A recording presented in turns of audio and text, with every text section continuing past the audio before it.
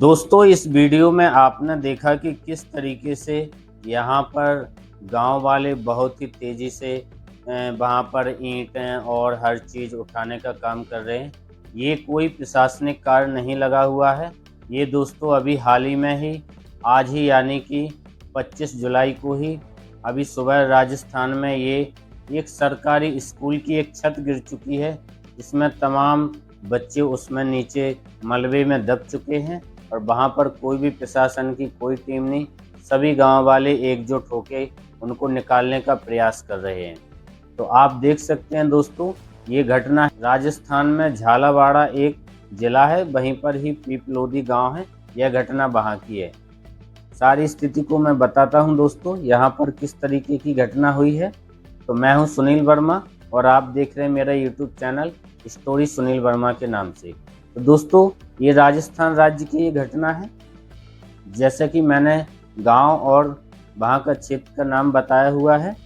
तो यहाँ पर दोस्तों यहाँ पर जो सरकारी स्कूल बनी हुई थी, वहाँ पर जो स्कूल के जो रूम थे वह 7 रूम थे और जो कि बहुत दिनों से बारिश भी हो रही है। यहाँ पर किसी भी तरीके की देख रेख नहीं थी और पानी ज़्यादा लगातार गिरने के कारण एक छत इस तरीके से उसकी मरम्मत पहले ही हो जानी चाहिए थी, पर इस तरीके की कोई भी देख रेख नहीं हुई और वह छत पूरी तरीके से ढल चुकी। और इस क्लास में जो बच्चे थे दोस्तों, वह 7वीं क्लास के बच्चे थे और इसमें कम से कम 40 से 50 बच्चे थे। तो दोस्तों, इसमें जो घटना हुई है, सारे बच्चों की कम से कम 6 से 7 बच्चों की यहाँ पर मौत हो चुकी है और कम से कम 25 से 30 बच्चे यहाँ पर घायल हुए हैं।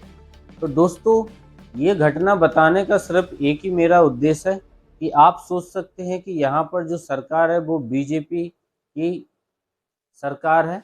यहाँ पर भजन लाल शर्मा जी जो कि बीजेपी के मुख्यमंत्री हैं और शर्म की बात यह है कि यहाँ पर जो देखा जा सकता है कि जो कि शिक्षा मंत्री हैं मदन दिलावर, इनका कहना है कि ऐसी जो कि सरकारी जो स्कूलें हैं पूरे राज्य में कम से कम हजारों की संख्या में ऐसी स्कूलें हैं जिनकी मरम्मत होती हैं। और ये घटना होने के बाद उन्होंने ही ऐलान किया है कि हाँ, हम सभी का ही काम चलाने वाले हैं, बारी बारी से करेंगे और हमने इसकी स्वीकृति के लिए 200 करोड़ रुपए जारी किए हैं। तो आप सोच सकते हैं दोस्तों कि सरकार हमारे ही वोट से बनती है और हम ही इन व्यक्तियों को चुनते हैं और इस तरीके के मंत्री और संतरी सारे विधायक ऊपर जो कि बन जाते हैं और इनको कोई भी किसी से कोई लेना देना नहीं रहता है। आप सोच सकते हैं जिनका भी बच्चे की मृत्यु हुई है, तमाम अभी और भी पुष्टि होगी कितने बच्चों की अभी और भी गणना होगी कि कितने बच्चों की मौत हो सकती है। अभी कई लोग इतने भी घायल हैं कि जिनके बारे में हम कुछ कह नहीं सकते हैं।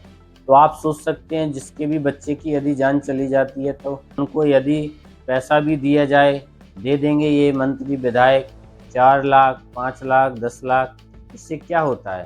पर अब हम आप ये सोचते हैं कि इनका जिम्मेदार कौन है। कोई भी जिम्मेदार इसमें नहीं ठहराया जाएगा, कुछ नहीं। मीडिया वाले भी इतने दलाल हो चुके हैं कि उन्हें भी किसी भी तरीके का कोई मतलब नहीं रहता है। सरकार के खिलाफ में वह एक भी शब्द नहीं बोल सकते हैं कि यहाँ पर क्या हुआ है, इसमें किस तरीके की जिम्मेदारी थी। जितने भी हम सभी लोग दोस्तों हैं, सभी यहाँ पर हम देख सकते हैं कि पूरे देश में गरीब दलित सभी इन्हीं लोगों का शोषण होता है।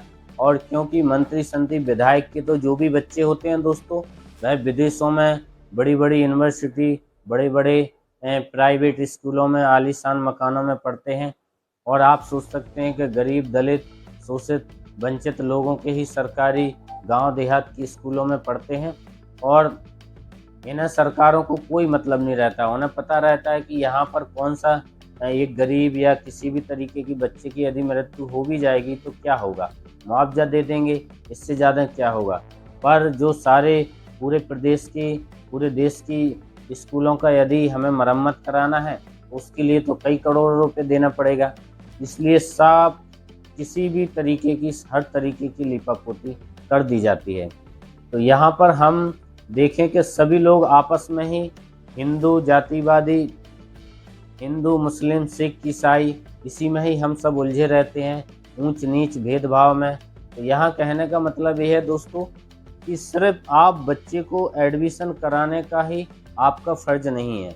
आप स्कूल में जाके कभी कभी आप जाके ये भी देखिए कि मेरा बच्चा किस तरीके से पढ़ रहा है, किस तरीके से किस तरीके की स्कूल में मैंने एडमिशन कराया हुआ है, उस स्कूल की क्या स्थिति है। कहीं आप भेजते हैं तो किस वाहन से आप भेजते हैं, किस तरीके से बच्चा आता है जाता है, हर तरीके से आप देख सकते हैं। क्योंकि आप कितने भी अमीर बन सकते हैं, कितने भी आप शिक्षा को पा लीजिए, पर इससे कुछ नहीं होता है।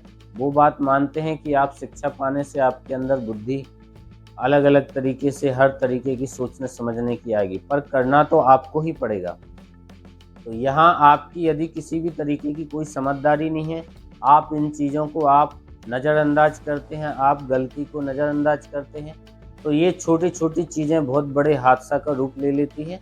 और जैसे कि ये घटनाएं हुई हैं, इस तरीके की तमाम घटनाएं होती हैं।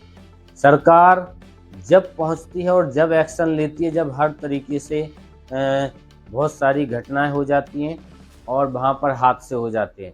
आप देख सकते हैं कि तमाम तरीके की न्यूज़ें आती हैं, चाहे आप कहीं के भी न्यूज़ को उठा लीजिए।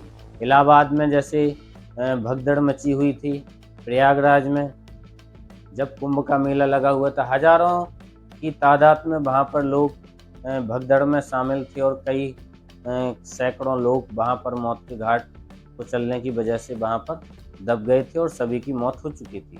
तो आप सोच सकते हैं कि सरकार पहले से उनको अनुमान रहता है, पता रहता है, पर उस तरीके से एक्शन नहीं लेते हैं। वह बाद में ही पूरा एक्शन लेते हैं, उससे कुछ फ़ायदा नहीं होता है, क्योंकि जो घटना होती है तो घट जाती है। इस तरीके की दोस्तों घटना थी।